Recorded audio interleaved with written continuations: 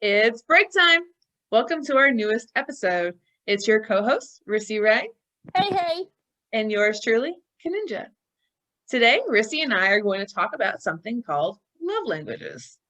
Now, Ooh. with that, I'm sure a lot of our break room buddies have heard of something called love language or languages, in the past. And I guess, Rissy, what do you think love languages are? Love languages on Google is 5. Or am I wrong? It's 6. Yeah, there's 5 love languages. I didn't Oh, get a response. So I said, oops, 6. Go up higher. And love languages it varies from person to person, of course. It is a way that we feel is love. Love takes on so many different shapes and forms. And these great researchers and all that good stuff has categorized that into 5 columns. exactly. And it's how we like Rissy said, it's kind of how we feel love, but also how we show love as well. And how we would like to receive love from others. So, Rissy, what are the 5 categories? Do you know? No. All right. So, one of them is words of affirmation. So that's saying supportive things to your partner, saying good things, compliments, anything of the like. Then it's acts of service. So it's doing helpful things for your partner. So that maybe that's like doing stuff around the house, mowing the lawn, maybe taking your car and getting gas in your car.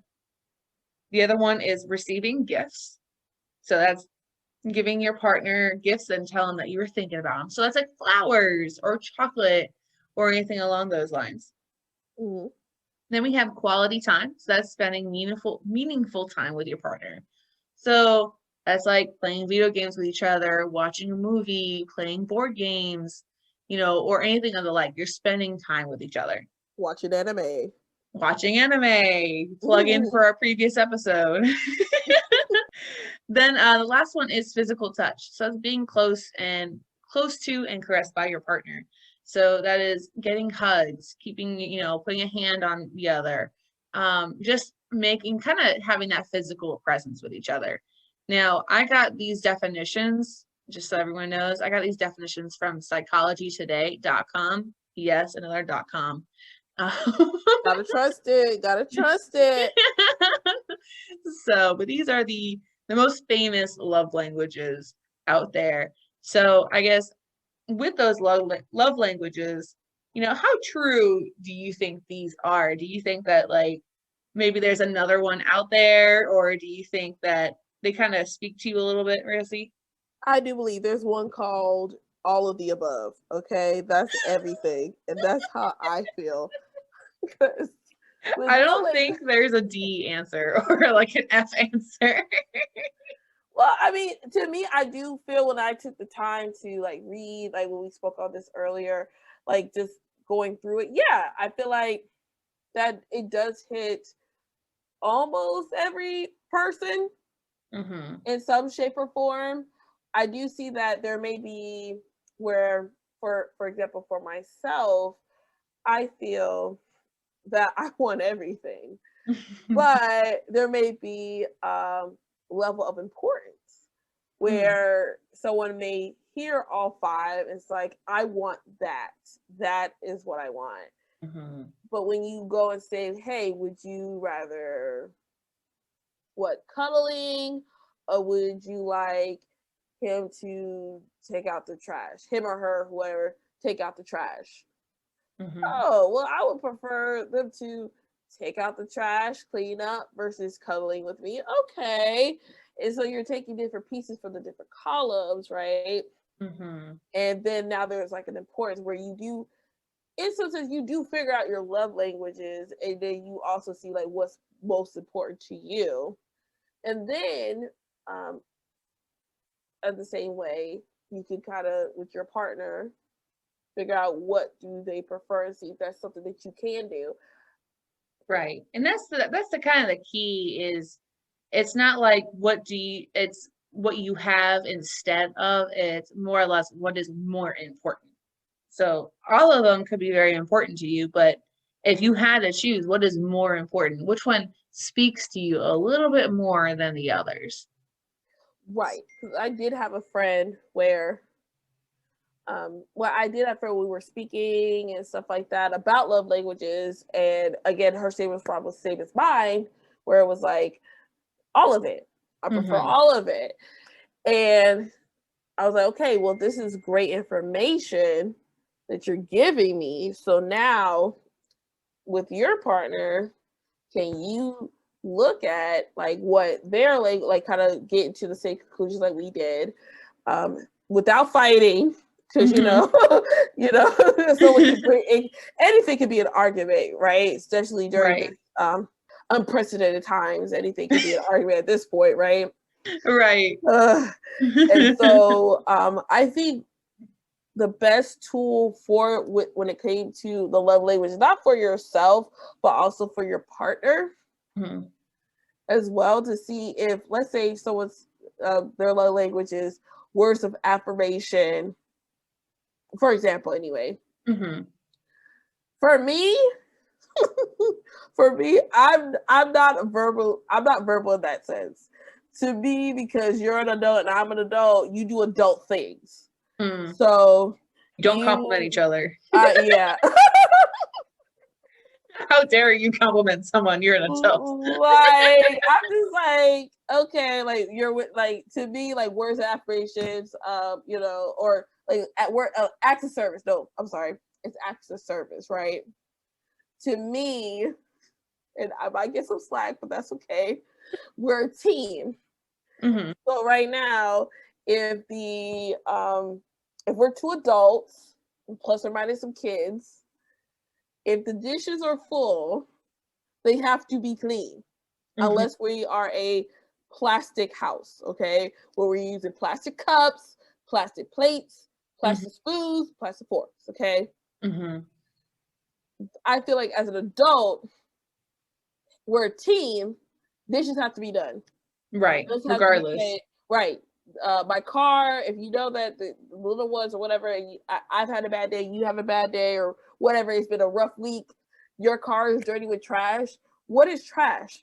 Trash is trash. There is no sentimental value, for me anyway, for trash that's in your car and it's like McDonald's or something. Right. So if I see you, we're together, and I know that you have trash in your car, I'm gonna clean it. But I also feel like we're adults, we gotta clean, we gotta keep it clean. So for me, acts of service, I'm like, yes, that's nice, but I do feel like that's what you're supposed to do as an adult. Oh, okay. So basically, it's like the acts of service is a bare minimum for being an adult. It's not something that you should go up above and beyond. It should already be there. For certain, that's how I feel. So acts of service to me, unfortunately, you know, I'm a strong, independent woman. I'm over here like, I'll do it myself, and I'll do it myself. Well, I mean, Rissy, that's your number one, isn't it? What's your number one? I realized I went through a relationship, a past relationship, and the person, we did like spending time with one another. Okay. Going out, that was nice, but there was not a lot of physical touch. Like, so spending time and physical touch. And I was so bothered by the absolute close to zero physical touch. That bothered me. Like, I'm here. Cuddle. Yeah, touch me in some way, shape, or form, please. Yes, flood me with kisses, okay? And even though they did other things to make me feel like, you know, they were like attracted to me, cared for me, and things like that, going out and stuff, I'm like, I've been on dates and didn't like the person, but I wanted free food. So this whole going out, I don't like this, okay? And I realized that physical touch is my number one. Gotcha. Okay. And then quality time is like your second. Right. Okay. That's true. Okay. So I was like, no. So that, with that experience, but then again, with the whole love language, then you kind of figure out, are you capable of supplying that to someone else. So if someone else were to say like, hey, I prefer for you to, you know, like they're saying like, hey, I need you to encourage me more. Like give me more words of affirmations, and when I do something, you know, say great job, then I'm not the person for them. Especially if it's hard for you. Oh, right. Like for me, I like, of course, like with anything in life, right? You start, so it tells you, hey, this is the issue, try to fix it. You try to fix it, but then you go back to your old ways in some shape or form. Maybe not so much, maybe not 100, maybe 10 here, 20 here, and then you're just full bound back to your routine, and now they're upset because they've already expressed to you that this is what they need from you. And that's the importance of knowing the other person's love language as well. So the reason why I asked you about, you know, if the acts of service was your number one is because you were mentioning like, look, that's something that it should already be doing. And that's something that a lot of people who have like love language as like their top, one of their top priorities, typically that's what their thought is because it comes to them so naturally.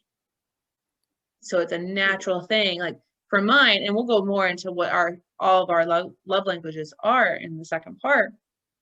But my first one is physical touch. So physical touch just comes naturally to me. And so if I don't get it, when for a while I was just like, well, shouldn't that be natural when you're in a relationship? Well, no, not necessarily. But knowing, like for me, knowing Brad, that's my fiance's new name for this one. Knowing Brad's, it makes me realize, oh, so for Brad, it doesn't come as easy to him. And that is something that we need to work on if we want this relationship to work, which is referring to what you were just saying. Right. Where you're like, hey, you want to work, so this is why that's more of a motivator. Not me. I'm yeah, like too much work. But you do grow because when I was younger. Oh, because you knew me when I was younger. I did not like holding hands. Did not like holding hands. I did not like public displays of affection. Like to me, like no, you say that at home. I know that was it's so extreme from what I'm telling you now. But I'm just like, shower me. I know. Otherwise, you're like, don't ever show that to the broad a day. Like, you know, now you just like show everybody. Like right. So but I do see where you progress. It's like puberty, you know, like they said that there's regular puberty, then you go through like another one when you're like 19, 20. I didn't know that. If you notice it, side note, like it's just another like revolutionary change that you're going through. Okay. Which I feel like the love language does fit all stages. I could see that. I mean, when you're younger, you have different goals when you're younger than you are when you get older. So it like for acts of service, a lot of women have a love language that's fairly high on their priority of acts of service. Well, at that point when they get older, yeah, they're gonna want like their significant other to help around the house because either they have kids or they have animals or whoever they're taking care of. They want that help without having to mention that. So that makes sense. When they're younger, it could be receiving gifts or words of affirmation. Because I mean, frankly, when we're younger, typically we're more egotistical or more selfish. Not saying that, you know, receiving gifts is a selfish thing or anything like that. But when we're younger, that may be our priority more so than when we get older. Exactly. Because I know I'm not good. Like I'm gonna have a bad back. I already feel it already. Okay, because I got knees that are creaking right now, and this is. I know, it's terrible. So I know that physical touch phase is gonna end at some point. Like I'm too much pain. Don't touch me. Yeah, don't touch me. So what would be like that? So of course that's not gonna work. After, when I go to my next stage in life. I gotta do something else, which would be I could see myself like quality time is my two. I do like gifts to a certain extent. Can I ask you something, Kaninja? When it comes to receiving gifts as a love language, is that on your list, not on your list? So for mine, receiving gifts is actually fairly low. Let me just look. I always have to remember. Like I know what my top one is. I know what my top two are.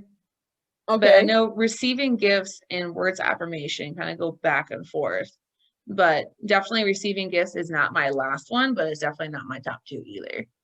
Oh, so it's in the middle. Like it's nice if you got it. Yeah, like okay, yeah, it's nice, but it's not like I absolutely need it, to feel loved or whatever.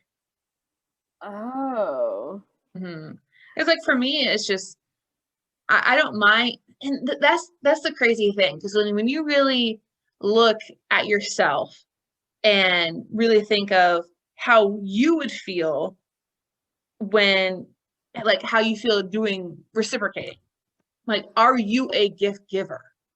Right. If you're a gift giver, then maybe there's a good chance that one of your love languages higher up would be receiving gifts because you what is it, treat others the way you want to be treated, right? The golden rule. So that comes naturally when it comes to what we expect others to do for us. So we do things that we also inadvertently expect others to do the same. You know what? You're right. You're right, Kanisha, because for me, for like my little one in my family, I show it in gifts. Mm-hmm. I don't want anything else really from them, but I like to give them gifts. I'm not expecting the gifts back. Gotcha. I do show it in gifts. Mm-hmm. I guess because I feel like I'm so particular, like I'm hard to please for certain things, right? That just be happy that you have it. I don't know, Right. that sounds weird, but like just be happy you have it. Because to me, like for example, someone tried to buy me like lingerie. Mm-hmm. That was a no-go. As Uh, a gift, like a Valentine's gift, right? okay. No. Yeah, I mean, No. but if they got you, we gotta talk about like if food Some really. Bojangles. No, I already if they got you Bojangles, Oh, okay. but I'm I wondering. love food. No, that's kind of the same food. I don't know if that is something that we can really put because I mean most people, 99% of the time, people love receiving food, free food. Well, yeah, you're right. You're right. You're right. So I guess with that, I was like, with gifts, I'm like, when they gave me that, I'm just like, why did you do that? Like, But what if they gave you something that you actually wanted? Like what if there was a lingerie that you wanted and they gave you something like that? I'm like, ew, just give me the money and let me pick out. See, that's the control freak in me at that point. Like, don't pick it for me. Because That's super interesting. it's maybe too small, maybe too big. Let me customize it what I can do. So I don't prefer gifts because I know that I'm particular. What about, I'm trying to think, because I'm the same way when it comes to clothes. I don't really like Okay. receiving like any clothing attire unless I'm picking them out because exactly the same reason. I don't know if it's going to look good on me. I don't know if it's the right color. I don't know if it's the right size. If it's the wrong size, I have to go through the trouble of returning it. And it's If just it's a big, returnable. Oh. yeah, yeah. Is it returnable? You don't want to ask that question because then they'll get offended and so on and so forth. So, but what if it was something that, okay, how about someone gave you the entire complete series of Baki? Thank you. Thank So you. another plug-in to our previous episode of anime to find out why Baki is so important to Rissy. I love Baki. Yeah, thank you. So, but see, you have a totally different outlook if they actually put in the effort of something they know you would like. That is true, but my taste changes so much. Or the Kaninja. complete series of SpongeBob. Oh, see, but you know me, Kaninja. You know me. If someone's gonna give you a gift, they should do it with thought and not just say, "Yeah, this is what I would like to see on them," but not really think about how the other person thinks. Well, I mean, You know what? Maybe I think it's just easier, and plus, I just want the quality time. Just spend time with me. If I want to take myself out to eat, I can. If I want to buy myself jewelry, which I do, I can. mm-hmm. Well, I'm not gonna cut. Well, I can cuddle with myself, but we are not making this explicit again. But like just intangible stuff like that. Mm-hmm. You know, you can't get or your like the accessories. Like I said, I can do it all myself Mm-hmm. for the most part. It's just like like when you marry into a family, you're like, I married him or her for their love, their sweetness, their personality, not Mm-hmm. because of all the money they had. You know, like not for the money. I didn't do it for the money. So you don't want to do it for the money. I don't want to do it for the money. I do it because I generally like spending time with you and being around you. Oh, so sweet. So sweet. This is just in time for Valentine's Day, right? Or I know. Kaninja. I know. And it's so funny how you say quality time is like your like one of your jobs, and that's like my last one. So I kind of feel bad. Oh my god. Oh, okay. So we just gotta work to the bone, work till we're dead, and just come to the house, and then just like, I'm tired, and can we just work some more? Go. Let's go to the house. It's like like a whip kind of thing. Go out. He's like, but I haven't seen you in 3 days. Go out. Do something else. So, Rissy, before we go on break, because we are closer to that break time, how, in a scale of 1 to 10 and why, how important are knowing your own love languages and also knowing your significant other's love languages? 1 to 10. Well, to me it's a 10 because it also assists with communication. Mm-hmm. I feel like there's many reasons why relationships end. Okay, there's a plethora. Okay, but I do feel if it's very clear, communication can help solve some of those issues. Because I've talked to some friends who feel like, well, I feel unloved. Whatever. And for example, I'm just throwing this out there though. Their significant other came to work with like a bouquet of roses for a random day. Like it wasn't even like a Valentine's Day or the birthday. It was just, hey, I just want to give you some flowers today. I'm over here like, girl, this is sweet. What you talking about? This is during the work hours, okay? He's using his lunch break to bring you these these bouquet of roses. She's like, I'm like, huh? Wow. I was like, huh? But you feel unloved right now? What? Huh? Like the amount of effort that he put into this. How do you feel unloved? Absolutely. Like a bouquet of roses is how much money? And like I said, he's taking time off of either work altogether or partially work for your break, and you're over here feeling unloved. Okay, so now we know that your relationship, you need something else, right? So that he's not over here, because that's clearly how he shows love, right? And you're not perceiving it as love, so we need to get on the same page so that he's not burnt out thinking like, I'm doing all this stuff and she just love me, and you over here like, he don't love me, he don't do anything that I want or whatever. Eliminate some communication. Yeah, no, I a lot. Definitely, I 100% agree. I mean, it is incredibly important for communication. Like just for that one person, if she were just to communicate what her love language is to her significant other, and if the significant other, understands that, then he would not have to put in the effort onto something that will not be appreciated. Right. Exactly. Yeah, it's just gonna come back to be like, and then he's gonna be like, well, how could you be so unappreciated about what I did? Like, this is what it is. And then it's like, well, I mean, did you want to do this so you can get appreciated or what? And it's like, okay, now it's going down a rabbit hole here. Oh, absolutely. Absolutely. Because, like I said, if you're telling me that you just took out the trash or we're using your credit card today, I'm like, okay, well, the credit cards still have to be paid. Right. Either way.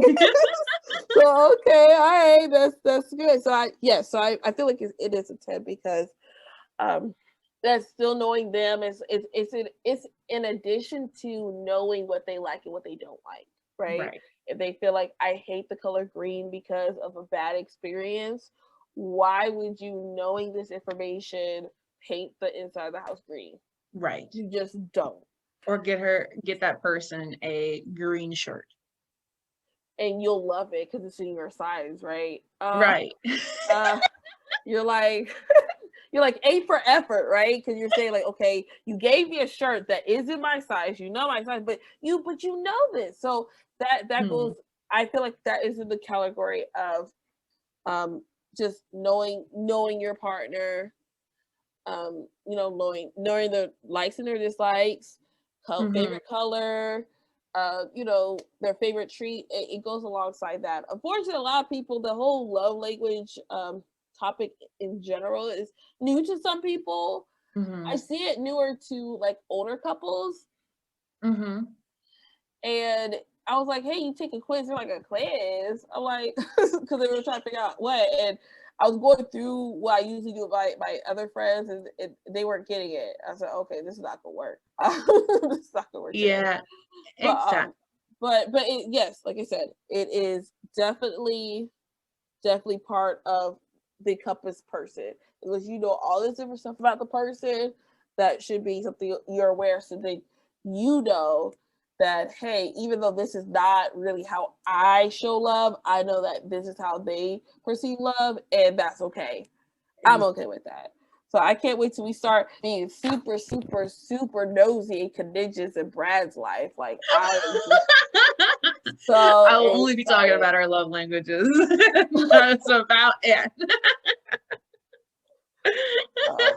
But what about you, Kaninja? I mean, love language. Like, bam, there's 5. Generally speaking, 5. How do you feel like in reference to like yours and Brad's relationship? Like, how important? Like, did you guys ever experience a time where there was a misfire, or you guys were always on the same page? Day 12, like just day 12. So, Brad and I have been together for multiple amount of years, and we really just, I guess, recently, maybe the past year and a half, maybe 2 years or so, really talking about our love languages, which I totally think that should be a day one, if you like that person, conversation of what their love language is, and or in what prior they are. And so of course, like, I think throughout the years we're doing pretty good. I don't think we had too much struggle, but the main thing for me is that I struggle with communication. I gotta give Brad a shout out. He's really great with communication. So he helped out with that. So we were able to communicate without really knowing our love languages, but it was still rocky. I mean, there were certain times where we didn't really understand why we felt a certain way and felt, I don't want to say abandoned, but like kind of not unattended to, I guess you can say. Right. And then we really didn't know, but we communicate our feelings and that would be about it. We'll be better and all that stuff. But now we're understanding that, with our love languages, that we need to put in the extra effort because it is that important. Now, I didn't take the quiz. I didn't take the test. I just went through them and kind of just went through and be like, okay, well, would I rather have a hug or would I rather watch a movie with someone? I'd rather have a hug, and I just kept on going through that way. And yeah, and we found out that basically our love languages are completely opposite of each other's. Oh. Right. And on that note, we'll go on a break and we'll come back to talk about it more. Okay. And we'll be back. And we're back. So here we're back as the love language masters. Yes. Yes. So nothing too special happened over the break this time around. We're ready to get back into this conversation and get into more or less Rissy and my love languages, and also kind of what kind of exercise that you can kind of do, what I did for myself and my fiance with Brad. Yes, Brad. And kind of how you can kind of, in quote, take advantage of the love languages and better communicate with people, not just your significant other, but also other relationships like your family or your friends or anything along those lines, or coworkers. Mm-hmm. So with that, I know it kind of came off with a cliffhanger in the first part, but so yeah, mine and Brad's love languages are opposite of each other. So my love languages in this order is physical touch, acts of service, and I want to say receiving gifts, words of affirmation, and quality time. So in that order. So quality time is my last one. Now, some people could argue, well, if you like physical touch, isn't that quality time? Like, well, I mean, I'd rather get a hug and someone, hold my hand and stuff like that than, and I'm not saying instead of, because I really do enjoy Brad's company. It's just what makes me feel loved. I feel loved if we're just standing online and then he holds my hand. Oh, and so I was like, oh yeah, like, oh, he's acknowledging my presence. And so, but on the other hand, Brad is complete opposite. So his top one is quality time, and his last one is physical touch. So that was when we found that out, it was shocking, but it wasn't at the same time. So it kind of brought a lot of things that happened in our past, like brought it to light a little bit. Be like, oh, that's why. That now makes sense why you acted this way during that time. That makes sense. Like for me, I spend most of my time downstairs, where Brad spends most of his time upstairs. And I never really thought much of it, but Brad brought his stuff downstairs to spend time with me. And I was like, oh, that's really cool. But I didn't think much of it. And then I was like, oh my gosh, it's because his top love language is quality time. I'm just imagining it. Like, why are you down here? Just spend time with you. Oh, okay. Like, and then there's that epiphany. You're like, you took all your stuff from down there, brought it down here just to be here for 30 minutes. Okay, whatever. You're like, does it make you happy? Oh yeah, exactly. But what's really cool is that I was able to really explore his love language more, because it is my last one and his first one, and vice versa. We have to put in even more effort to make the other person feel loved, like at their optimal. Right. So in a way, I guess you can say we were kind of fortunate that we found out our love languages later on. Because I guess if we found it out sooner, then maybe it could have created a bias in our heads in a way. But knowing this now, especially before we get married, that we're able to handle the situation. So let's say he's having a bad day. Then I know, hey, let's play a video game. Hey, let me just sit by you, because even that, sometimes we just like hang out in bed and I'm just like on my phone and he's on his game. And I'm like, is this enjoyable for you? Like, am I boring or whatever? And he's just like, no, I love it. I was like, okay, cool. Because I just want to chill on my phone right now. Whatever. You're like, I'm over this. So are we done here? I just want to make sure it works for him. And so you make me come out like a bad person, Rissy. But on the other hand, so mine is physical touch. Mhm. So I love giving hugs. I love holding hands. Even just that, like a hand on my shoulder, or anything along those Mhm. lines. Like Mhm. just that sense of I acknowledge your presence, your physical presence here. I acknowledge it, And for him, he needs a space, and I get it. So, but for a while, I used to be so offended by it because I would want to Mhm. hug him for hours and hours and hours, and he'd be like, "Okay, can you like give me some space?" And I'm like, "What are you talking about? Like, don't you love me?" He's like, "I do love you. I just need some space." And I'm just like, "You don't love me." So, but now I understand that that is his last love language. Mhm. So it's something that for him he doesn't think of giving, but now that he knows that is my main one, he makes extra effort to show me the physical touch. And I see that. So for me, he's doing 2 times the amount of effort to make me feel loved, which makes me feel loved even more. Mhm.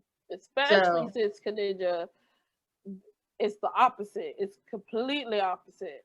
mm. Like what is your first is his last first. So kudos, Brad. Kudos, Brad. He's doing good. He's doing good. I gotta give him a little bit. So I guess that's kind of what that's just an example of how you can use those love languages to help out your relationship, but you gotta put the effort in there. You gotta want to Mhm. do it. If it is opposite, does that mean it's the end of the world? No, it doesn't. There's people who go through a relationship that probably has opposite, but never knew, and they've been together for till death, Ever. till they part. Mhm. Mhm. So Just because they want the effort, like the effort, communication, all that good stuff. That's what makes it happen. exactly. Now, key though, do not put the effort into a love language that is not their love language. It really does the opposite. Right. Oh, again, like I said, like for the first part, yeah, you can't do that, and then not that you can't, but just be mindful Mm-hmm. that hey, you're putting effort and you don't feel appreciated. To have a conversation because it could be that they're just because again these are relationships you don't know if they're the one for you anyway, but Mm-hmm. in the meantime between time, yes, while you're doing these whatever the different ways that you're showing love, just be mindful that like if that is how they receive love, give love, and all that good stuff. Exactly. So if you don't want to have a fight, listen to your love language. Yes. Like case in point. So Rissy, what's kind of your order of love languages? Do we want to go through a little of a test of how I went through it? Yes. So guess what the internet gave me, Kaninja? You found the test, didn't you? I found a test, the 5 love languages test by Dr. Gary Chapman. Hey, break room buddies, Kaninja here. And Rissy. At this point of the podcast, we actually went through the entire test by Dr. Gary Chapman. But we thought we could save that for a special episode coming out this Friday. Yep, we'll go through each question. 30 questions! 30? Yeah, I'm actually surprised of how long that was. Very thorough, right? Like it was definitely thorough. All the questions, all 30 questions, because we are, the love language masters. Definitely. And some of them were pretty hard and hard to choose from. And we kind of took some of our heartstrings out because we wanted both. We wanted both of those, but we had to pick one. So For example, like what was it? Either someone listening to us or a hug. I want Yeah. both. Yeah. Oh, totally both. Like undivided attention, like looking you in the eyes, fully on board with listening. Or do you want a hug? Like, do you feel whole when someone gives you a hug? Like, come on. I feel whole when someone listens to me too. So Right. Like, I was just like, okay, like I want it all, but I guess that's my personality. I'm like, I want it all. Like, why can't I have both again? exactly. I'm like, and then one of the questions of like spending one-on-one time with you or feeling love when you give me practical help. Yes. But oh, that was an interesting one too, because we had to think about what we considered as practical help. So some of those questions we had to kind of interpret in our own way. So definitely it was and that's what you got to do too when you take the quiz with us, is just interpret it in your own way. That practical help though, that threw us off. Okay, I had to get a dictionary real quick and be like, practical. Practical. All right. You know what I mean? Like, it's just like, for me, this person that I used to, date and live with, if I told them that, I'm going grocery shopping, boom, bam, come back home, and I just call and say, hey, I'm here. Or sometimes I don't even call. I just walk in with like maybe the lightest bag, like the one with the bread. And then he just goes out and gets the rest of the groceries. Right. I don't have to say anything. Right. All right. And that's practical help. And I feel loved when I feel like I have a semi-servant. Right? Or someone that can read your mind. Oh my goodness. If you can read my mind, okay, we're together forever. All of the above. If you can read my mind, that's all I need. Read my mind. Is it so hard, Kaninja? Just read my mind. I mean, it's not hard at all. I mean, you just gotta have to have a superpower, and then do that. Then you're good.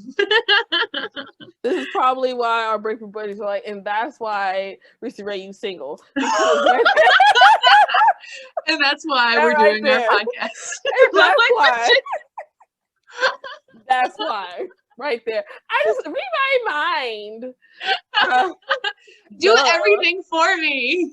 Exactly. Duh. Okay. So I'm like, whatever. Like, so it's a lot of, but it hit all five.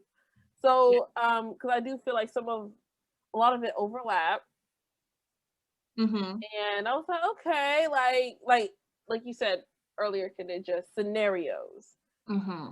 Taking those questions and applying it to my personal situation. For example, I like to go places with you, all right, or I like to hold hands with you, all right.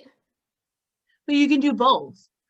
You can literally, like, some of these you can literally do both at the same time, and it's just like, then at that point you can have both, but you have to choose. So like, I'm not gonna just go somewhere and not hold your hand, but in this world, in Dr. Gary Chapman's world, you have to choose. Right. So I guess, Breaker Buddy, so take the quiz with us this Friday at 6 p.m. We'll be waiting for you. Now back to our podcast. So hey, honestly, just talking this episode with the podcast and everything, with this particular episode in reference to love languages, we kind of figured out what we were. We were already kind of self-aware about it. So it was pretty nice to know that, hey, I wasn't hyping myself up like I'm 5'6", Right. I believe I'm 5'6". That, hey, I think I just joked. I believe I'm 5'6". But hey, we really are really close to our love languages, and we're aware of that. So, and well, bam. Awesome. And I'll definitely have the link on and whenever we do have this publish, we'll have the link go out, and then you guys can take it and definitely let us know what your love languages are. And we can kind of share, and if you guys have any conversations with the people that you're close with, and have that go. But with that, I guess we'll go into our final thoughts. 30 seconds. Rissy, you want to go first? Yes, my usual instrument is dead. So if I could use your 30-second timer, that'd be lovely, Kaninja. Sure. Mine's like at 15%, so perfect. All right, ready? Set, go. Yes, I feel that this is a really great topic to bring up, especially during quarantine time, that a lot of things we could do, we can't do anymore. So I feel like this is the time to be more self-aware, knowing what we can do for not only yourself, but to your spouse as well, to know how they like to be loved and try to do that so we're all happy. And that is my 30 seconds. Boom. All right. Then I'll go. So I really do enjoy love languages and learning about love languages and how they pertain to everybody that I know. So even if, with Brad and I, it really helps with our relationship, but also it would help with my relationship, let's say with Rissy or with anybody else that I know, like, or my family. So knowing about them is really important and understanding is really important. And it also helps with just who you hang out with. So I love this topic and keep it in your back pocket, break room buddies. So with that, those are our final thoughts. Be sure to comment on our Facebook, Instagram, or Twitter on what your love languages are, or at least your top one is. So thank you all for listening in. Bye, break room buddies. Bye. See you next time.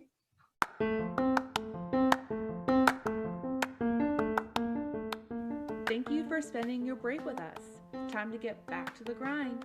For some suggestions on what we talk about next time, send us an email at ourbreakroom@gmail.com. See you next time, break room buddies.